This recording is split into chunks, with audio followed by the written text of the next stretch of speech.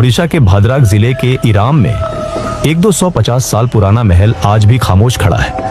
पहाड़ीवास, बाहर से शाही लेकिन अंदर रहस्यों से भरा।